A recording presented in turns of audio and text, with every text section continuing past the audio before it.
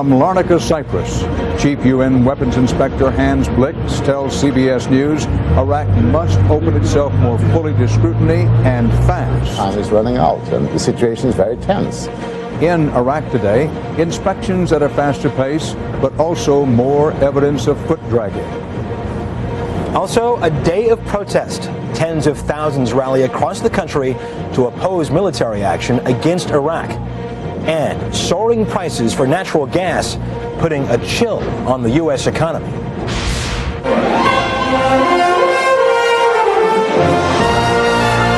This is the CBS Evening News with Dan Rather reporting tonight from Larnaca, Cyprus, and Russ Mitchell from New York. Good evening from Cyprus, from where Chief UN Arms Inspector Hans Blix is preparing to leave tomorrow for Baghdad. Today, his search team stepped up the pace, visiting at least 5 sites, including a complex just south of Baghdad that once was the home of Iraq's nuclear program.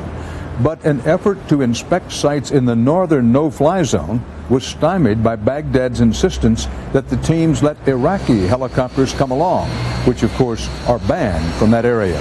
There's also word tonight that the papers seized Thursday from the home of a top Iraqi scientist appear to relate to laser enrichment of uranium. For his part, that scientist claimed today that the inspector used, quote, mafia-like tactics, including an effort to lure him out of the country by promising medical care for his ailing wife. I discussed all of this a short while ago in an interview with Hans Blix and Mohammed Al-Bardi, and we'll have that for you in a few minutes. But first, Russ Mitchell in New York with more headline news. Russ? Okay, Dan, thank you very much. In this country, anti-war demonstrators took to the streets in more than 24 cities. Protesters spent the day making their case to President Bush, despite bitter cold temperatures in some spots. 2 of the biggest rallies took place in Washington, D.C. and San Francisco. We have 2 reports, beginning with Joey Chen in the nation's capital. Organizers wanted the nation's capital to be the focus of the demonstrations today, and tens of thousands did turn out, traveling from as far as Maine, Mississippi, and points west to make their voices heard.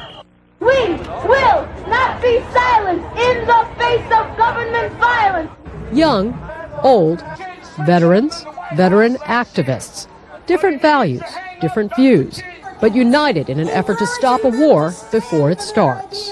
I'm here to stop the war in Iraq. I don't think it's a good idea. I'm really against any war. After having seen what I did during World War II. Peace is the major thing, and not in our name will we allow the American government to go to war. The town of Telluride, Colorado sent its peace petition, signed by 1,200 of its 2,000 residents. We're representing all the town people who signed this banner, and they want our message heard. Some say the administration hasn't made its case. There has been no new evidence of anything happening in Iraq, and it's a useless, stupid war. Others say the nation's leaders should focus on more pressing problems, closer to home. What may have kept the protests from growing larger, the weather. It was the capital's coldest morning of the year. Still, organizers appear to have met their goal of turning out the largest anti-war demonstration in the nation. But activists worry that their voices haven't been loud enough, that to many Americans the possibility of war with Iraq seems either inevitable or simply unimaginable. Joey Chen, CBS News, Washington. In San Francisco, many treated the Peace March as a family affair. 6-year-old Malcolm Gerba had both a sign and a point of view. I'm here because I'm voting for peace, not war. Mark Gerba saw it as a perfect father-son activity. And I think it's a good way to get him involved in being an American and speaking up for what your rights are and to try to stop this war. The families contributed many young faces to a crowd that seemed to span the generations. Lucy Curran traveled from Oregon. It makes us feel like we're doing something, a time that many people feel really helpless. In the sea of signs and slogans, the political message was often delivered with a dose of humor. Northern California, of course, is famously liberal. Demonstrations and dissent are nothing new here. But this crowd, in its size and intensity, is reminding some veteran activists of the glory days of the anti-war movement. In the old days, we used to have thousands and thousands, and this is the first time people have been moved to really do this again. With a crowd estimated at well over 40,000, many saw a message in the masses. that opposition to a war in Iraq is mainstream. And to be here doesn't mean we're un-American. It doesn't mean we're unpatriotic. But among the anti-war multitude, there was one other voice. Julie Leitzel was hoping someone would listen to her. I'm here because I'm fed up with this display of naivete. I think if we give peace a chance for any more time, that we're going to see destruction in this country like we've never seen before. Today, though, many saw the makings of a powerful new peace movement. Plans for the next big demonstration a month from now are already underway. John Blackstone, CBS News, San Francisco. And the protests against possible U.S. military action were not just here. In more than 30 countries around the world, people took to the streets to have their voices heard. In Tokyo, thousands of demonstrators marched through the heart of the shopping district, urging a peaceful resolution to the crisis with Iraq. In Cairo, tensions were high as more than 1,000 Egyptians turned out to oppose U.S. policy in the Middle East.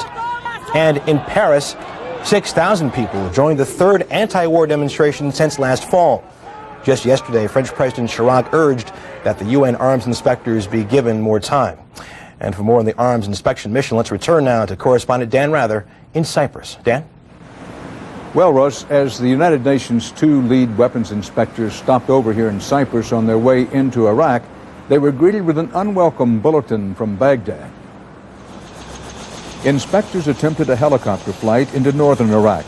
Airspace closed to Iraqi planes and choppers because of the U.S. and British enforced no-fly zone. Previously, Iraq let inspectors fly in there on UN choppers. But today, in a change, the Iraqis insisted on bringing their own helicopters too, making it unsafe for the inspectors who had to cancel. So this was something new and to us unacceptable. What do you make of this? Well, it's a bit of a cat and mouse play again. If they are really sincere, if they want to create confidence, then they should give us the maximum freedom to go around the country wherever we want in the no-fly zones or elsewhere. And I do not see any good justification for that demand. You tell me. I think a lot of people would not see that exactly as a welcoming sign. No, nor do I. It was not good news for the inspection chiefs, whose mission to Baghdad was supposed to be all about better Iraqi cooperation. Would it be accurate for tomorrow's headlines to read something along the lines of, UN inspectors tell Iraq, you're not doing enough, you're not doing nearly enough? Would that be one accurate headline? Yes, I think so. Another potential headline would be, inspectors find indications of possible research for nuclear weapon. No. No, I would say inspectors found indication that Iraq has not been fully transparent as it claimed it was. About the past? About the past, yes. To those who say, in the United States and elsewhere, here's a classic situation. The United Nations has managed to gum up the works. It's been kind of molasses with sand in a process. And that, in the end, is not beneficial to world peace. You would say what? Well, containment was also something that required a lot of patience. And I think one must be aware that the two operations, the two ways of reaching disarmament are radically different. Now, we are talking about inspection. That's what we are responsible for. We're talking about 250 men or 300 men. They cost about $60 to $80 million a year. And it doesn't give an absolute assurance. If you go for an armed action, well, it may be a cleaner solution. Cost may also be vastly different. You talk about 250,000 men. You talk about $100 billion a year. And you talk about people injured, the destruction of the country, etc. I'm sure that those who are responsible will be aware of the very radical difference between the two options. These two peace seekers started the day pushing Saddam Hussein to do more faster. Tonight, Saddam pushed back. Russ? Dan Rather in Cyprus. Thank you once again. Still to come on tonight's CBS Evening News, the Korea standoff, what the South has and the North wants. Also, how the soaring price of natural gas is dragging small businesses down. And the quilts that weave together both history and art. When you run a restaurant, no matter what's on the menu, you're only serving one thing, taste. And if you can get great taste without the extra sugar, that's the best. That's why I use Equal. There's no aftertaste like with some sweeteners. You like rich, creamy cheesecake? I do. I make it at home too, and not with a ½ pound of sugar. I use Equal. Mocha Swirl. Great taste without the extra sugar. I love it. 0-calorie Equal. Have you tried it lately? You see imagination as the fabric of opportunity. You see no obstacle that can't be overcome. You see your company as a big business that just happens to be small right now. We see what you see.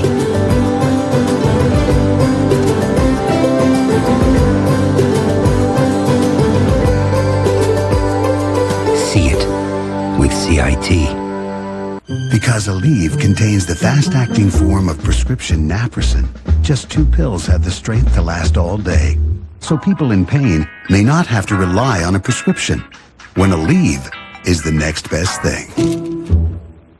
Some mornings I was so constipated I could hardly make my deliveries. This one little pill changed my mornings. New X-Lax Ultra. Guaranteed relief by 8 a.m. means now my mornings are ultra good. New X-Lax Ultra for ultra good mornings. Dum da da dum. Dum da da da dum. Ba da da da dum. Dum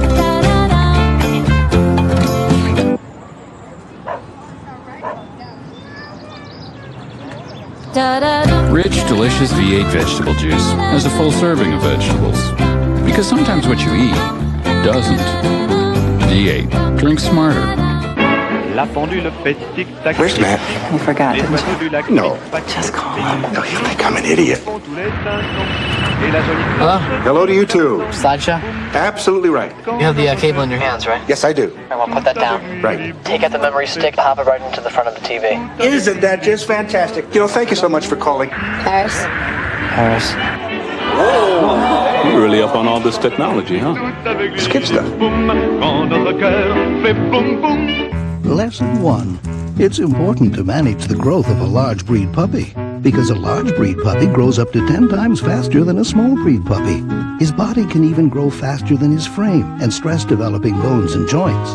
That's why Purina One brand is scientifically formulated to help manage your large breed puppy's growth, so his body doesn't outgrow his frame. Large breed puppy formula from Purina One. For a lean, active, and healthy dog, one can make a difference.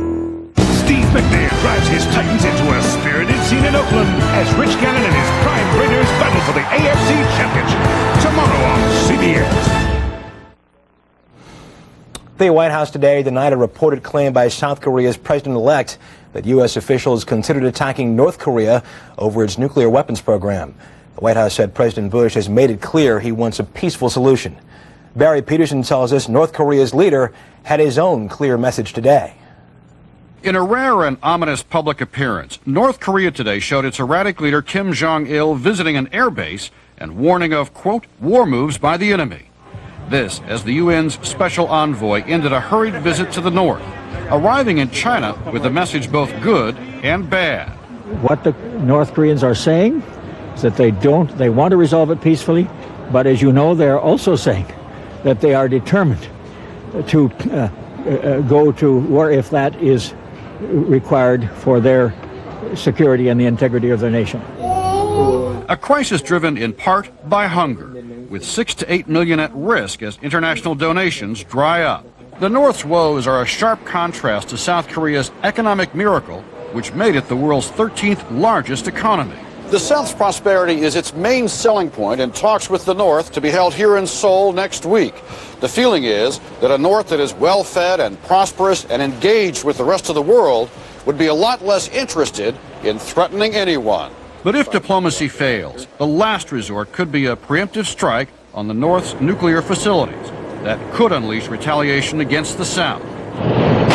U.S. and South Korean military officials are reportedly drawing up new plans on how to react. The South calls it a worst-case scenario, a scenario that, even without nuclear weapons, could cost 1 million lives in just the first few days. Barry Peterson, CBS News, Seoul.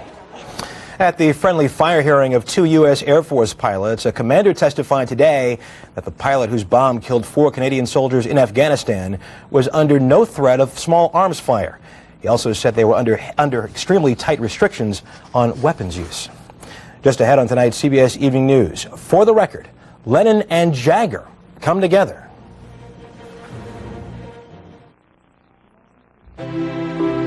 Now you can help manage your diabetes anytime, anywhere. This is Glucerna, an ideal food for people with diabetes. Have a delicious snack bar, or a meal bar, or enjoy a rich, creamy shake. Glucerna has the right balance of carbohydrates, fat, and protein. It's clinically proven to help manage glucose levels. Free your mind for other things. And for custom meal plans, visit Glucerna.com. It's time for a taste of freedom. Well, Walter always says home is where the heart is. And our hearts are right here. I built this house. I helped some. I've been building homes for 20 years. But when he got hurt on the job, he was out of work for almost a year. He would have lost this house if it hadn't been for the disability insurance. It's insurance that he didn't think that we needed. She always brings that up. Disability insurance from Mutual of Omaha isn't for getting hurt. It's for getting back on your feet. Begin today. You're not going to take a PM to help you fall asleep. Huh? Well, do you have a backache? Headache? How about fever? Then why take a PM with an extra medicine commonly used to treat aches, pains, and fever? Oh. Unisom Sleep Gels has the same amount of the same ingredient to help you fall asleep without the extra medicine. So, when you just need sleep, safe, non-habit-forming Unisom's just what you need. Are you troubled by creditors? You're pre-approved. I guarantee you. Go from fat to flat. You've won a dream vacation. Want to see my webcam? Want a better way to block junk email? Everybody loves baklava. Crispier, flakier crust. Switch to new MSN 8. Sign up now and get tougher junk email protection, plus 2 months free. It's better with the Butterfly. Call 866 try MSN 8 today.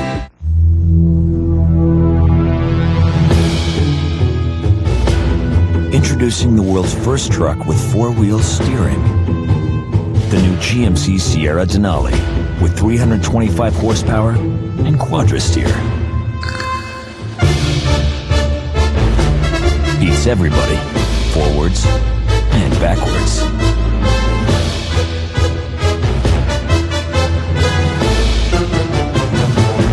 Chemical warheads found in Iraq. Secretary of State Powell has the latest. Plus, Senator Hatch and civil rights activist Wade Henderson on the affirmative action debate. Face the Nation Sunday. Much of the nation is shivering through the most bitter cold snap in years. People in the east woke up to temperatures up to 20 degrees below normal. Saranac Lake, New York, set the nationwide low at 33 below. And in all of Maine, the thermometer never broke zero. Even in Florida, temperatures slipped well below freezing. With the mercury falling, natural gas bills are going the opposite way. The Energy Department says homeowners will pay 34% more this winter. Gretchen Carlson tells us small businesses have even more to worry about. David Herder, who manages McGean Company, a small chemical company in Ohio, is struggling to keep costs down and boost sales in a sagging economy. This winter, his job got a little harder. Like thousands of other small companies, McGean's been hit with the soaring price of natural gas. We've seen an increase over the last couple of years, probably 50 to 60% on gas prices. Colder weather, tight supplies, and record demand have recently sent natural gas prices soaring. In just the last year, the price of natural gas more than doubled, from just under $2.50 to $5.25 per million BTU.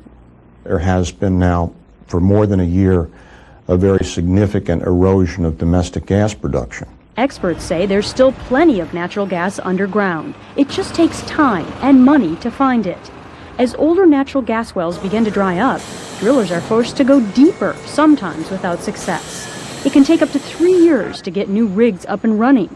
But fallout from the Enron scandal has many energy companies reluctant to make large investments in uncertain times. All these companies that went down with the Enron ship are very tight with money. Their stock prices have gone down. They don't have a lot of money for reinvestment. Rising natural gas prices put a squeeze on manufacturers, who are then forced to raise prices for their goods. David Herter believes that unless the U.S. government steps in to help, his customers may go overseas to find better prices. We need to have an energy policy that ensures a reliable supply at a reasonable cost so that the industry here in the United States can be competitive with other industries around the world. Unless natural gas prices come down soon, companies like McGean may be forced to lay off workers and close plants, further slowing any economic recovery. Gretchen Carlson, CBS News, New York. Veteran actor Richard Crenna has died of cancer at the age of 76. The Rambo action movies, Wait Until Dark, and The Sand Pebbles are among Crenna's nearly 100 Hollywood and television films. He also played Luke in The Real McCoys and was currently appearing in the CBS broadcast Judging Amy. Music fans are well aware of musical teamwork of Lennon and McCartney, but today, word of Lennon and Jagger together. During the mid-'70s, then ex-Beatle John Lennon recorded with a number of artists, including, as it turns out, Rolling Stone Mick Jagger. A London collector is convinced he's found a previously unknown and never-released jam session recording of a tune called Too Many Cooks, with Jagger on vocals and Lennon on guitar. Don't want another man, we're loving you. Caught too many cooks, best part of soup. I know your love is a boiling hot.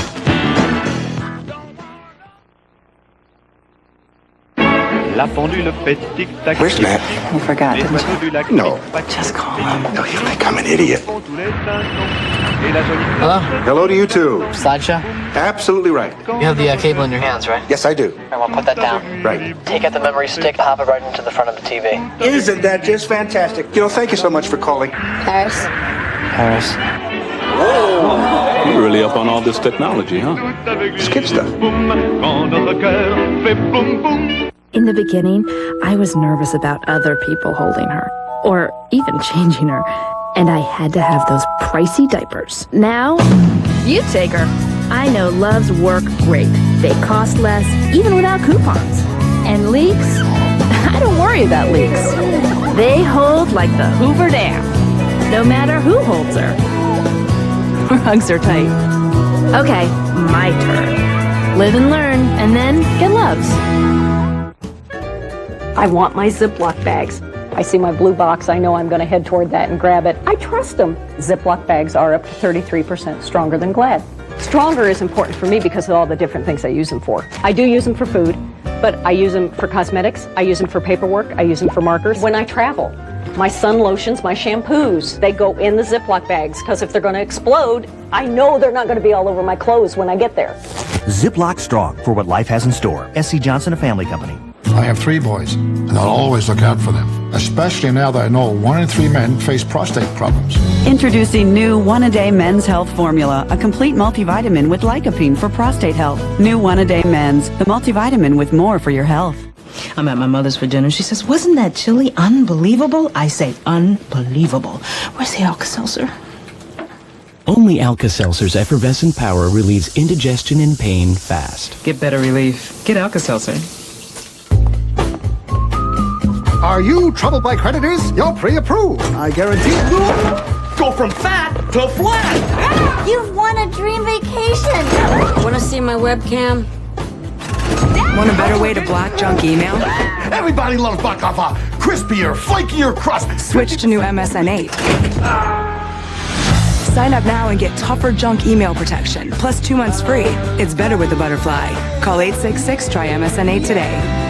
Mike's identity was stolen, his credit ruined, but that's not the worst part. Wait till you see who did it to him. Eye on America, Monday on the CBS Evening News with Dan Rather. This weekend, Americans are celebrating the life of Dr. Martin Luther King Jr. with ceremonies and prayer services. We're pretty good at honoring great leaders in this country. It is more rare for us to recognize the extraordinary accomplishments of ordinary folks. But right now, as Randall Pinkston reports, a museum in New York is showing a stunning collection of art made by mothers and grandmothers. It may be Alabama's most isolated community. Gee's Bend, a peninsula surrounded by the Alabama River, where African Americans have lived since the days of slavery. People say growing up here tested your faith, but didn't break your spirit. Chopping cotton, hoeing, picking cotton, pulling corn. Mary Lee Bendoff has seen progress, but change takes its time getting to Gee's Bend. The town center is still just a post office and a general store. There are no traffic lights, no sidewalks, no hospitals. A job is an hour's drive away. But it turns out Gee's Bend's isolation isn't a curse, it's a blessing. Gee's Bend has plenty of reasons to celebrate. This community, which once seemed to have so little, has now been revealed to possess a treasure house of cultural wealth and monetary wealth, too. Wealth that was here all the time. Do you have names for your quilts? Only thing I have a name for is just put them together. For generations, nearly all the women of Gee's Bend made quilts. Now their handiwork is being recognized as art. Get right, church, and let's go home. Bendoff is one of more than 40 women of Gee's Bend whose quilts are on display at New York City's Whitney Museum of American Art. For these grandmothers with no art schooling, the improbable journey to a museum began with Bill Arnett, an Atlanta art collector and author who came to Gee's Bend after seeing a picture of this quilt in a book. Why are you interested in this community and its quilt art? I've been interested in the Black South for about 30 years. Gee's Bend quilts at the Whitney, 60 in all, were made from scraps of denim, corduroy, old work clothes, cotton sacks, fertilizer bags. They've turned the art world upside down. As African-American quilts, I'm certainly not the first to say this, but are more like jazz in that each individual quilt maker knows exactly what she wants, but she's not totally sure how she's going to get it. From her mother, my mother. Annie Mae Young's grandmother was a slave who taught her daughter how to quilt.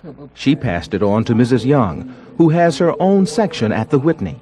What do you remember most from the lessons you received from your mother? I remember her praying, and I prayed along with her. I remember how she shedded tears. I'm shedding tears along with her.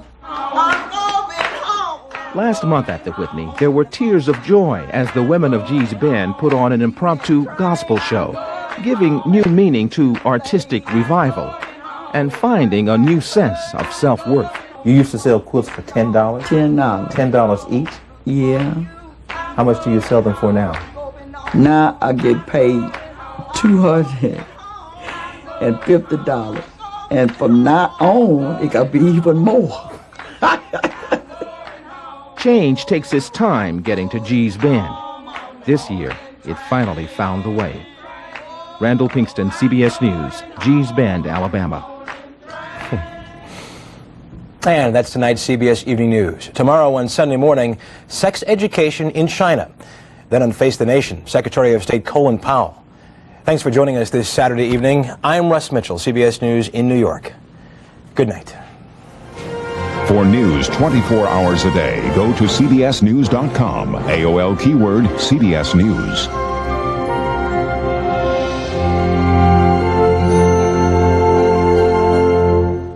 Experience CBS News.